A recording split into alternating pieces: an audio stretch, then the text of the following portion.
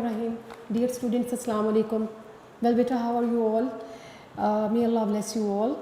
Beta, let us start our today's lecture, or we will do some text work today, inshallah. Grammar हम लोगों ने की है पीछे, और idioms पढ़े हैं आपने, translation passages किए हैं. आप अब टेक्स्ट पढ़ेंगे आज के इस लेक्चर में. और बेटा इस तरह से है कि आप चूँकि बुक 2 पढ़ रहे हो सेकेंड ईयर में, और बुक 2 में 2 पार्ट्स हैं. वो मॉडर्न प्रोज एंड हीरोज़ उसका टाइटल है. तो जो मॉडर्न प्रोज है, मॉडर्न प्रोज में आपके 1 to 10 चैप्टर शामिल हैं, और फर्स्ट 5 जो हैं वो आपके फर्स्ट टर्म में शामिल हैं. हम लोगों ने 4 चैप्टर्स कर लिए हैं, 4 लेसन्स पढ़ लिए हैं. 5th वाला लेसन है on destroying books, on destroying books. ठीक है, किताबों का तलफ़ करना, हाउ टू डिस्ट्रॉय बुक्स. तो बेटे आज इसको पढ़ना है हमें, इसके बाद हम हीरोज़ और बाकी चीज़ें देखेंगे. तो बेटे बात करते हैं ऑन डिस्ट्रॉइंग बुक के हवाले से. दोबारा से बता रही हूँ कि आपकी जो मॉडर्न प्रोज है उसमें 10 लेसन है, 1 to 10, और इसमें से हमें कितने करने हैं फर्स्ट टर्म के लिए. हम फर्स्ट टर्म कंप्लीट कर रहे हैं इस वक्त. फर्स्ट टर्म में 5 लेसन शामिल हैं. तो 5th लेसन आज आपको स्टार्ट करवा रही हूँ, फिर इसके बाद हीरोज़ पढ़ेंगे हम जब ये ख़त्म हो जाएंगे. तो जी बेटे, आपका चैप्टर है on destroying books. On destroying books, basically this lesson is written by J.C. Squire. J.C. Squire के बारे में जानते हैं कि वो कौन था. He was a famous British, he was a famous British writer, a famous British writer. अच्छा जी, मज़ीद उसमें क्या चीज़ हमें नज़र आती है कि notable for being the editor of a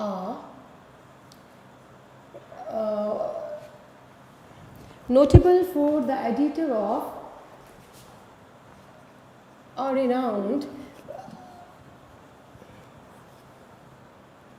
of an notable for being the editor of a, you can say famous magazine,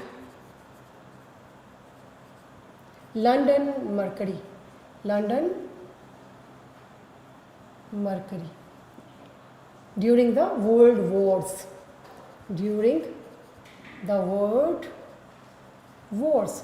तो हमें क्या पता चलता है कि he was a famous author, he was a famous writer, he was an eminent figure in British literature and notable for being the editor of a famous literary magazine named London Mercury during the World Wars. तो बड़ा eminent, एक बड़ा मशहूर वो जो है author है, और एक मशहूर मैगज़ीन था लंदन मर्करी. वर्ल्ड वॉर्स के दौरान ये उसका जो लिटरेरी मैगज़ीन है उसका एडिटर भी रहा है. तो अब बेसिकली ये जो ऐसे है, ये जो प्रोज है ऑन डिस्ट्रॉइंग बुक्स, इसमें वो क्या कहना चाह रहा है. Basically it is a comic ऐसे. कॉमिक ऐसे कि थोड़ा सा मज़ाहिया सा ही ऐसे है उसका, कॉमिक ऐसे है. और इसमें वो अपनी he is just sharing his adventure of destroying his books and by throwing them all into the river. वो अपना एडवेंचर बता रहा है कि किस तरह से ऑन डिस्ट्रॉइंग बुक्स उसने अपनी बुक्स को डिस्ट्रॉय किया है. क्यों बुक्स को डिस्ट्रॉय किया है, किस किस्म की वो बुक्स थी कि उसे डिस्ट्रॉय करने की नौबत पेश आई. हम ये देखते हैं कि उसने अखबार में क्या पढ़ा. Once Squire read in the newspaper that over 2 million people, they sent old books, magazines and years books to the troops on the borders. The main purpose was to get rid of these books. कि वो कह रहे हैं मैंने ये अखबार में पढ़ा कि जनाब लोगों ने जितनी पुरानी किताबें, पुराने सालनामे, जंतरियाँ, कैलेंडर, जो भी पुरानी किताबें थी, जो गाइड बुक्स थी लेक डिस्ट्रिक्ट के हवाले से. लेक डिस्ट्रिक्ट एक बड़ा खूबसूरत रिज़ॉर्ट है. कहाँ है? लंदन के करीब है. लंदन इंग्लैंड में ही वो रिज़ॉर्ट है. और जैसे हम लोग हमारे रिज़ॉर्ट्स हैं, एबटाबाद जाते हैं, नथिया गली जाते हैं, मरी जाते हैं, तो ये जो लेक डिस्ट्रिक्ट है ये खूबसूरत एक रिक्रिएशनल स्पॉट है. और यहाँ लोग जो है वो इन्जॉयमेंट के लिए जाते हैं। तो उसकी जो गाइड बुक्स है वो कह रही है सारी पुरानी किताबें इकट्ठी करके ये सारे ट्रुप्स को भेज दी गई, पार्सल कर दी गई जो मिलिट्री जो है बॉर्डर्स पे काम कर रही थी। मकसद क्या था लोगों का? लोगों का मकसद ये था कि पुरानी किताबों से किस तरह से निजात पाई जाए, उनसे किस तरह से छुटकारा पाया जाए। उसका सलूशन उन्हें नज़र आया कि ये तो ट्रुप्स को भेज दी जाए, ठीक है। लेकिन राइटर कहता है कि ये मुझे कोई तरीका जो है वो समझ में नहीं आया कि जो यूज़लेस चीज़ें हैं वो आप ट्रुप्स को भेजते हैं। इसको तल्फ करने का, इन किताबों को डिस्ट्रॉय करने का कोई और सलूशन होना चाहिए था, ठीक है जी। इस तरह से वो ये कह रहा है कि बहुत से लोगों के बारे में बता रहा है कि नॉन बुकिश होते हैं, the people who do not have any interest in reading books etcetera. बहुत से लोगों को पढ़ाई में दिलचस्पी नहीं होती, but just keep books or such materials on printed material on their shelves just for the sake of showing to other people that they are the literary personalities. बहुत से लोग क्या होते हैं, they are basically illiterate, they are uneducated, लेकिन क्या है, किताबों को जो प्रिंटेड फॉर्म में है उनकी रिस्पेक्ट करते हुए उनको सजा के शेल्फ पे रख लेते हैं, अलमारी में सजा लेते हैं, दिखावा करने के लिए, अपनी सोफिस्टिकेशन को शो करने के लिए, लोगों तक ये बयान करने के लिए, उनको ये बताने के लिए कि हम बुकिश पीपल हैं, लवर ऑफ बुक्स हैं, तो वो सजा के रख लेते हैं किताबों को। वो कहता है जो किताबें फ़ायदेमंद नहीं है, there is no need to keep them inside home.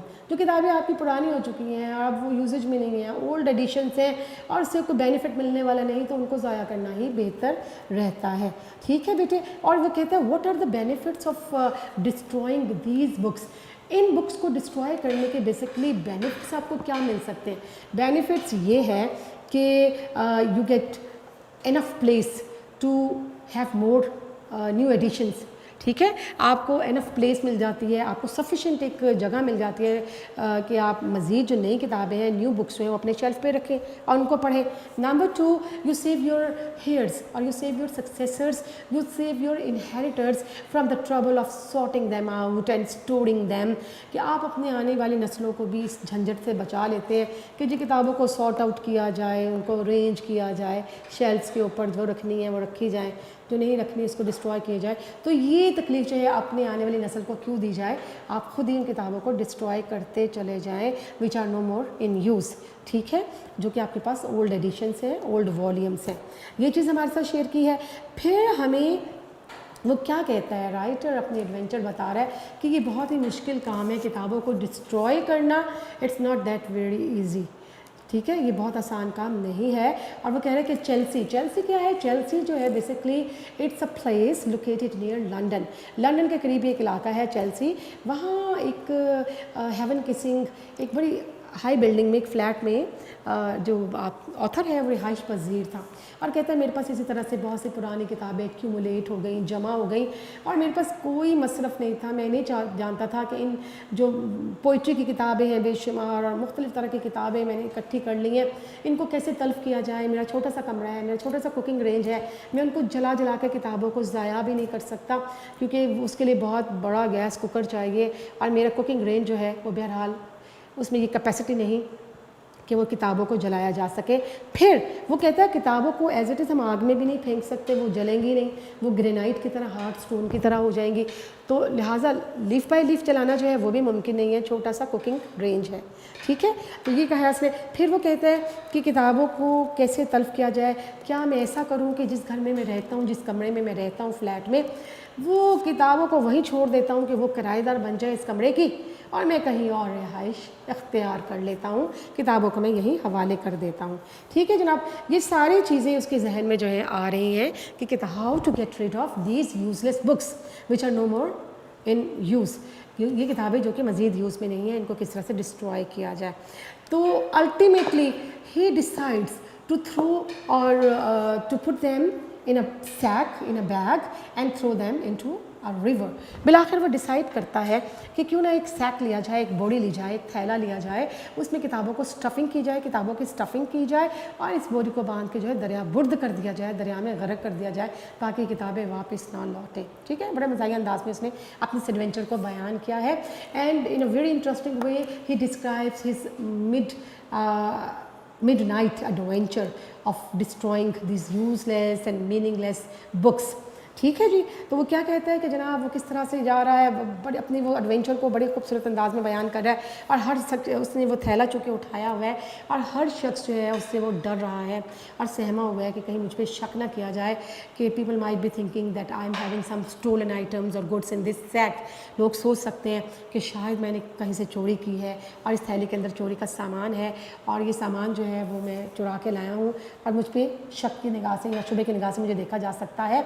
फिर वो कहता है कि लोग ये भी, people might be thinking that I am having a baby in this sack, कि मैंने शायद बेबी को, किसी बेबी को एबडक्ट किया है, अगवा किया है और मैं ये थैले में डालकर लेके जा रहा हूँ। ठीक है। फिर वो क्या करता है, he also musters of courage at such moments, और वो अपने आप को क्या कर रहा है, अपने आप को बकअप कर रहा है, अपने आप को इनकरेज कर रहा है कि तुम कितने बुज़दिल हो और कितने सहमी हुई मखलूक हो। ये पुरानी किताबें, अगर कोई थैला खोल के देखेगा भी तो क्या होगा, किताबें है ना, no one is going to hang you for having these old editions और वॉल्यूम्स इन योर सैक। कोई तुम्हें फांसी पे तो नहीं लगा देगा कि जिन पुरानी किताबें लेके जा रहे हो उनको तल्फ करना चाहते हो, तो लोगों से खौफजदा होने की ज़रूरत नहीं है। लेकिन स्टिल अंदर से क्या है, सहमा हुआ है, करीब से कोई वेगाबॉन्ड, कोई ट्रैवलर, कोई पासर बाय गुजर रहा है, तो वो क्या करता है, ही ड्रॉस बैक, ही श्रिंक्स, वो डर जाता है, सहम जाता है। ठीक है। अच्छा, अल्टीमेटली क्या होता है, we see that how does he happen to reach near the bridge of the river जो है, जहाँ से जाना है, किताबों को गर्क करना है, ज़ाया करना है, वहाँ एक ब्रिज बना हुआ है, और उस ब्रिज पे जो है वहाँ पर कुछ सीट्स बनी हुई हैं, सर्कुलर शेप्ड शेड बना हुआ है।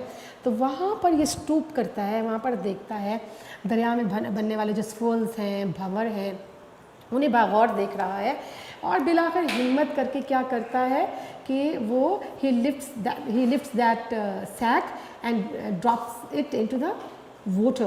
ठीक है। और what happens, nothing at all, only there was a splash in the water। बिलाकर उन किताबों को दरियाबुर्द करने में कामयाब हो जाता है। नो वन कम्स, कोई भी उसके करीब नहीं आता है, और ये बोरी जो है वो जनाब वो सोचता है, घर वापसी का रास्ता लेता है, और सोचता है कि अब तक ये बोरी जो है वो कहाँ होगी, बॉटम तक, दरिया के अंदर तह तक पहुंच चुकी होगी, इसका एक कोना फट चुका होगा, इसमें से किताबें निकलना शुरू हो चुकी होंगी, और नीचे मड जो है वो स्लाइम है, जो वेट मड है, और उसमें ये कीचड़ में अब ये लथपथ हो चुकी होंगी किताबें। And he also feels sorry, he also feels pity for the fate of this books which they really did not deserve.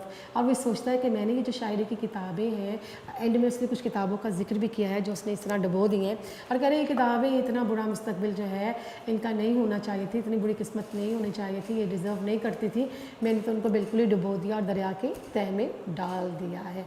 ठीक है। तो ये इस तरह say that is all about his adventure of destroying his books by putting them into a sack and dropping them inside or dropping them into the river।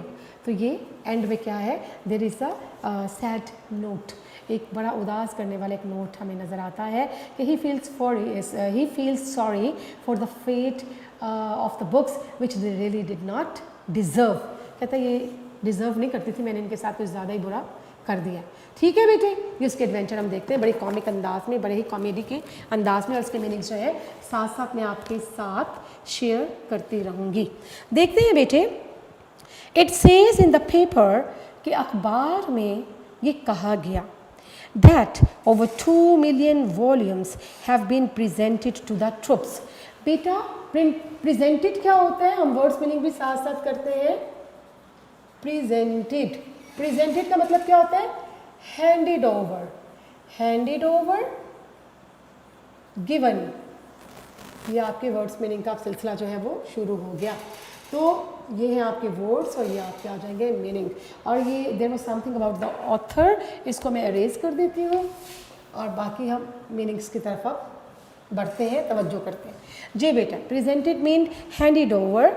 और 2 million कितनी होंगी, 1 million stand for 5 lakhs। 5 lakhs होता है 1 million, 5 lakh, 2 million 10 lakh, तो 10 लाख के करीब जो है वो किताबें, 2 million किताबें जो वो भेजी गई टू द ट्रूप्स। ट्रूप्स क्या होते हैं बेटे, ट्रूप्स होते हैं military, troops, army, forces, military. ठीक है जी, इसका मतलब क्या हो जाएगा, ट्रुप्स मीन आर्मी, फोर्सेस और मिलिट्री।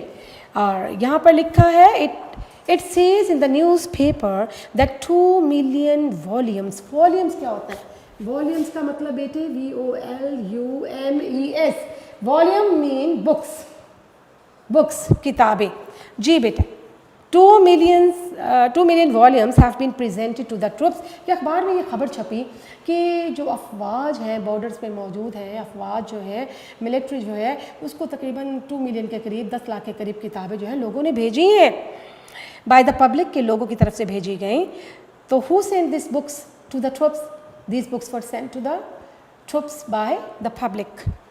Next देखते हैं, it would be interesting to inspect them. Inspect क्या होता है? Inspect का मतलब examine, inspect, to see, to look closely, to look closely, या फिर inspect का मतलब to examine, मुआयना करना। तो राइटर कह रहा है कि बड़ा ही दिलचस्प होगा कि इन किताबों को ज़रा मुआयना करते हैं कि ये किताबें बेसिकली थी कौन सी।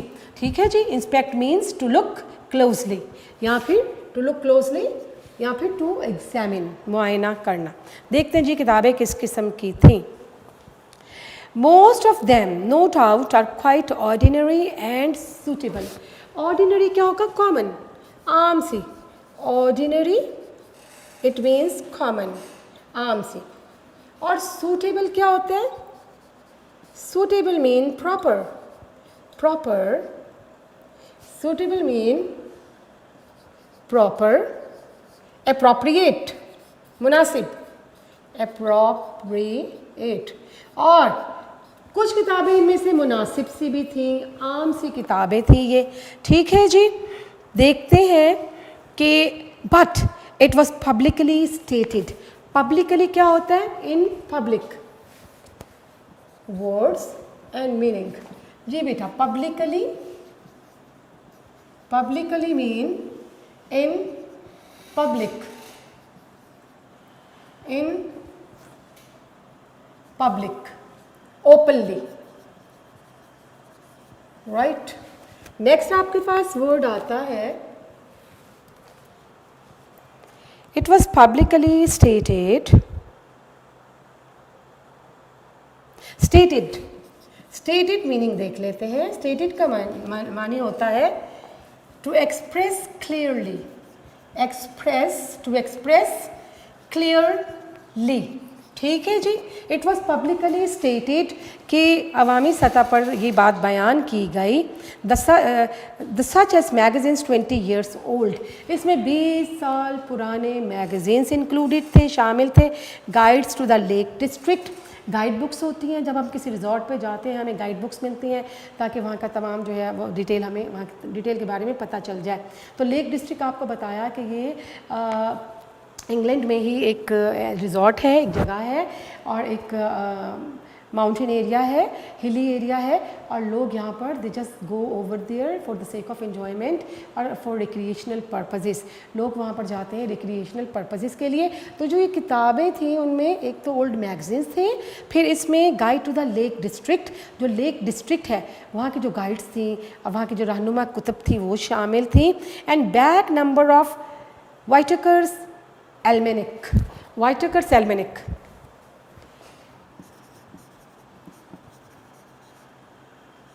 वाइटेकर्स एल्मेनिक। बेटा वाइटेकर्स बेसिकली, वाइटेकर ये एक कंपनी होगी, और एल्मेनिक, वाइटेकर्स एक कंपनी है, ठीक है। और ये देखिएगा एल्मेनिक, एल्मेनिक क्या होता है? एल्मेनिक होता है year books, year books. Year books क्या होती हैं? Year books actually provide us the general information about population, commerce and finance of a country. किसी मुल्क के फाइनेंस, कॉमर्स वगैरह के बारे में जो है वो सारी डिटेल सालनामों में मिलती है, कैलेंडर्स में। Almanac it also means a calendar, a calendar, you can say calendar. तो वाइटेकर्स एल्मेनिक का क्या होगा? ईयर बुक्स है, सालनामे हैं, एंड अ कैलेंडर, कैलेंडर है और किस तरह के कैलेंडर होते हैं एल्मेनिक? मैंने आपको बताया कि they provide us genuine information regarding finance, commerce and population of a country. ठीक है, इस तरह के सालनामे, ये चीज़ें जो बेकार किस्म की भेजी गई। जी, इसके बाद मज़ीद देखते हैं। अच्छा, ये देखते हैं व्हाट टाइप ऑफ, इसमें एक सवाल बड़ा अहम बनता है कि what type of books were sent to the troops by the public. बहुत इंपॉर्टेंट क्वेश्चन है बोर्ड पॉइंट ऑफ व्यू से कि what type of books were sent to the public by sent to the troops by public, कि public की तरफ से, लोगों की तरफ से किस तरह की किताबें जो हैं वो भेजी गई मिलिट्री को, कि these books included old magazines. ठीक हो गया। नंबर 2 उसमें और क्या शामिल था? Guides to lake districts. Number 3 हमने देखा कि उसमें विटेकर्स एल्मेनिक थे, ये सारी सालनामे, पुरानी जंतरियाँ, कैलेंडर, इस तरह की चीज़ें भेजी गई जिनका कोई मकसद नहीं था, जिनका कोई फ़ायदा नहीं था। ठीक है बेटे, इसको नेक्स्ट जो है वो लेके चलते हैं। In some cases one imagines, think, visualise, तसव्वुर करना, visualise, such indigestible get into the parcel. Indigestible क्या होता है? यहाँ हम लिखते हैं इनडाइजेस्टिबल। इनडाइजेस्टिबल होता है अनरीडेबल, जो पढ़ी ना जा सके, अनरीडेबल, या फिर hard to understand, hard to understand. इनको हम बोरिंग भी कहते हैं, बोरिंग, डल। तो ये सारे मीनिंग आप इसको देख सकते हैं। इनडाइजेस्टिबल, तो इनडाइजेस्टिबल क्या होगा? अनरीडेबल, बोरिंग, डल, या फिर हार्ड टू अंडरस्टैंड, जो कि समझ आना मुश्किल हो सके। तो देखते हैं जनाब, one can imagine such indigestible get into parcels by accident. ठीक है, पार्सल्स क्या होगा? By mail, by mail. कहते हैं कि बाज़ दफ़ा ये सोच आती है जहन में कि शायद इस तरह का मटेरियल जो है बाय एक्सीडेंट, इत्तफाकी तौर पर, हादसाती तौर पर जो है, जो अनडाइजेस्टिबल मटेरियल है, अनरीडेबल मटेरियल है, शायद ये हादसाती तौर पर, इत्तफाकी तौर पर ट्रुप्स को चला गया।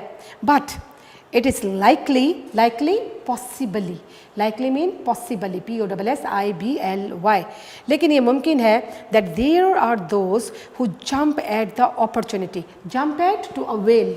बेटे यहाँ आपको मज़ीद मीनिंग लिख के देती हूँ, ये मीनिंग मैं मिटा रही हूँ, इसको ख़त्म कर रही हूँ। Presented mean handed over, given, troops, army, forces, military, volumes, books, inspect, to look closely, to examine, ordinary, common, suitable, proper, appropriate. ठीक हो गया। फिर इसके बाद पब्लिकली, इन पब्लिक और openly, stated to express clearly, Whitaker's almanac company और year books और a calendar of that company. Indigestible, unreadable, hard to understand and boring, dull। जी बेटे, ये वाले वर्ड मीनिंग्स जो है आप मैं यहाँ से मिटा रही हूँ, और मज़ीद जो है आप मज़ीद नेक्स्ट हम पढ़ते जाएंगे, और इसके मीनिंग्स जो हैं उसको भी साथ साथ लिखना है। ठीक है जी बेटे।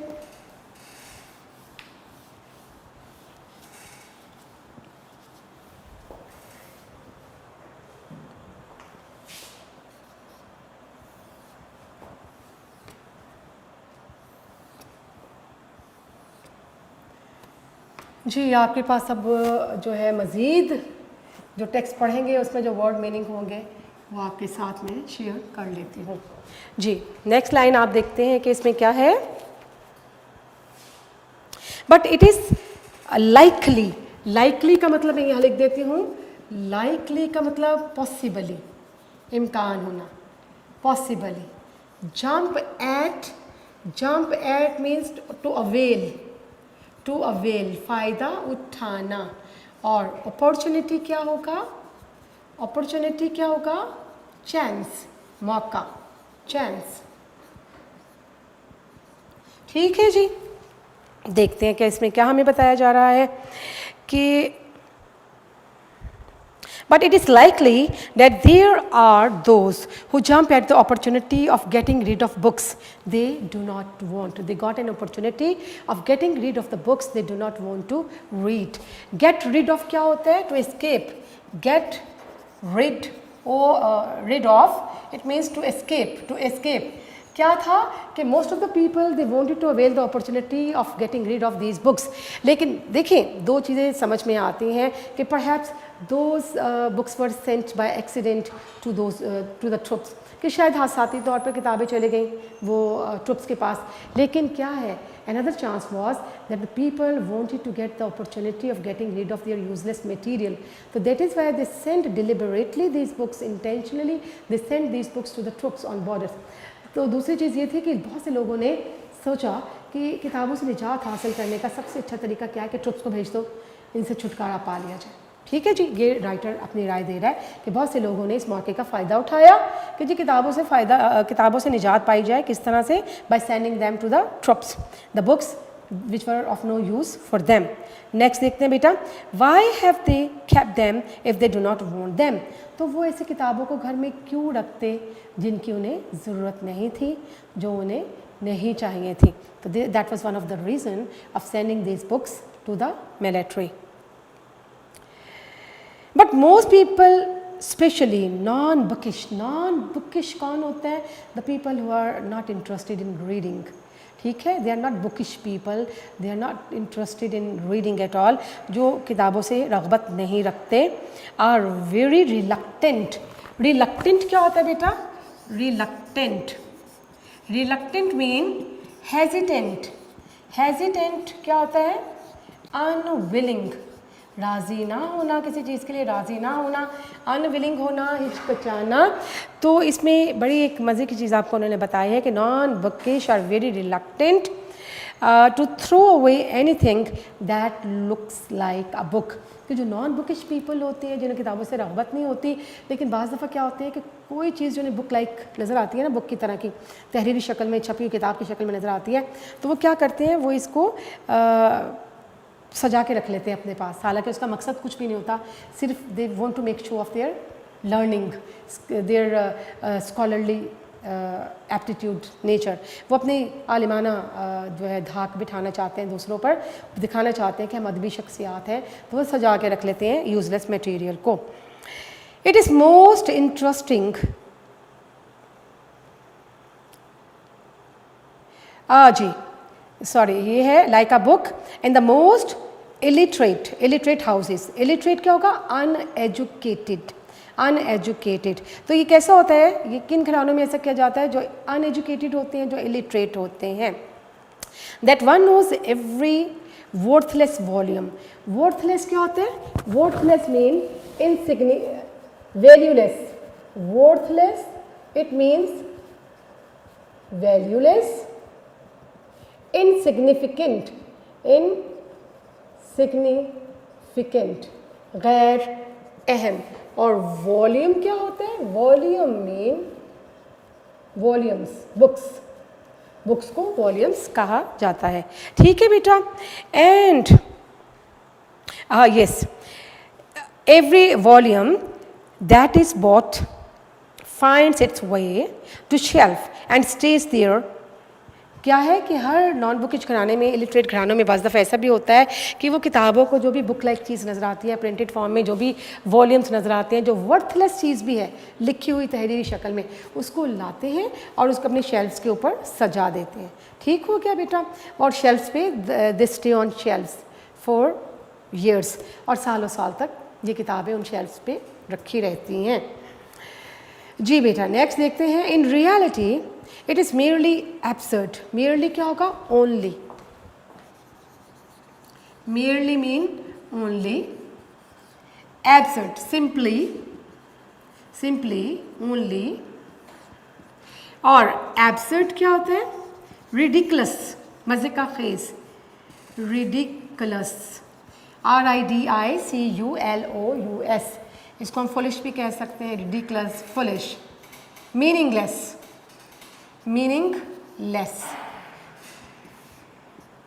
जी बेटे.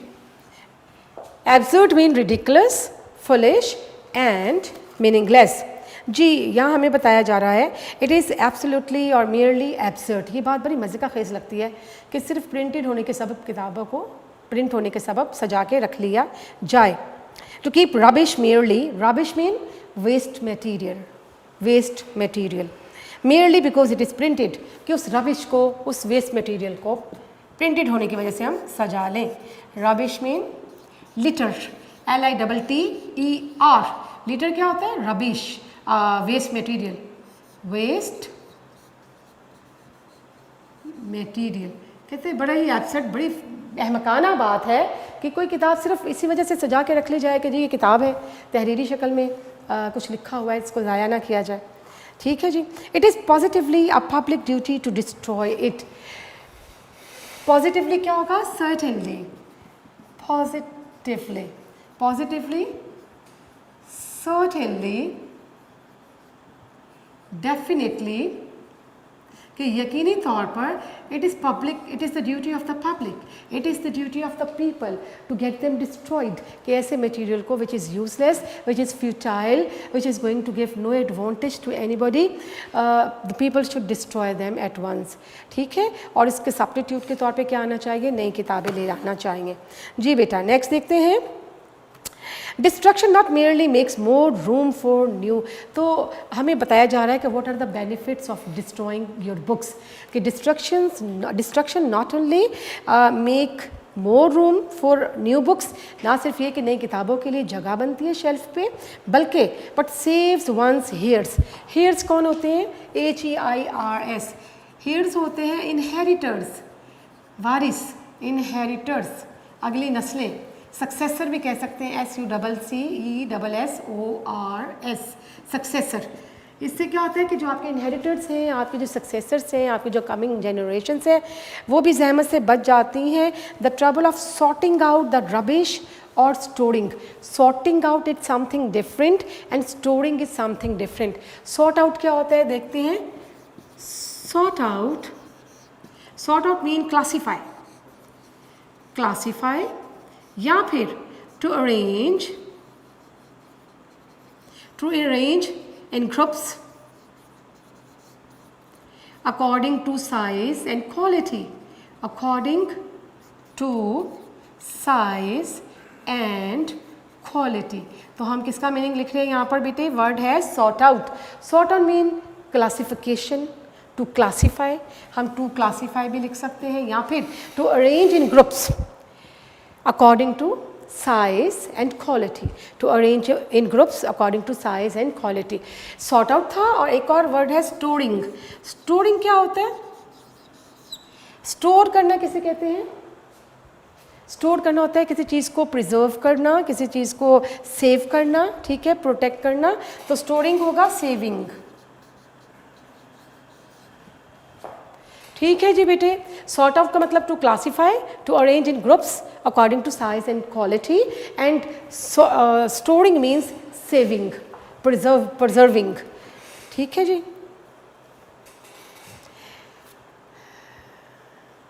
प्रिजर्व करना, किसी चीज़ को प्रिजर्व करना, महफूज कर लेना। जी बेटा, आपको पता चल रहा है कि what are the benefits of destroying this sort of material, कि we not only get room for new books on our shelves, rather we save our heirs or inheritors from the trouble of sorting them or storing them।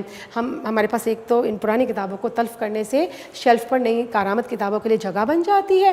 Number 2 ये कि हम आने वाली नस्लों को इस झंझट से बचा लेते हैं कि जी किताबों को सॉर्ट आउट किया जाए, किताबों को कान छान किताबों की जाए कि इनमें से कौन से रखी जाएँ और कौन से तल्फ की जाए। तो हमें पहले से ही काम कर देना चाहिए, अपने सक्सेसर्स को तकलीफ़ नहीं देना है।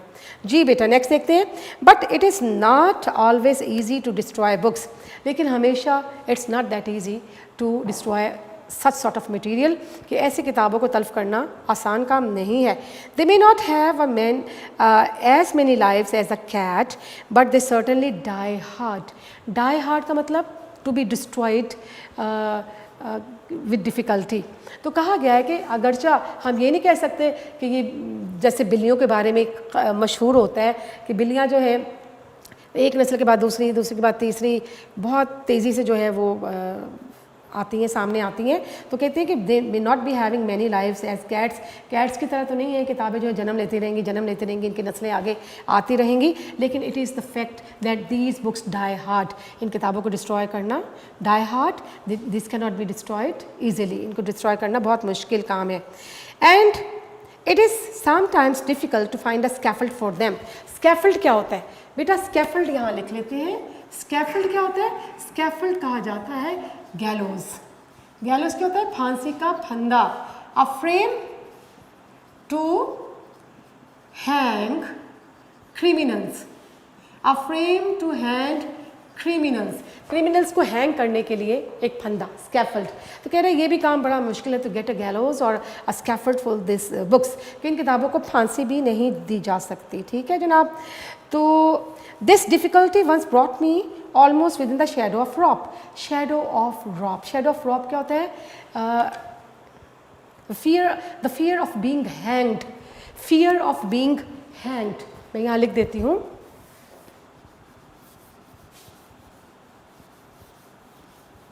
शेडो ऑफ रॉप्स लिखिएगा, आपके पास वर्ड आता है शेडो ऑफ रॉप्स।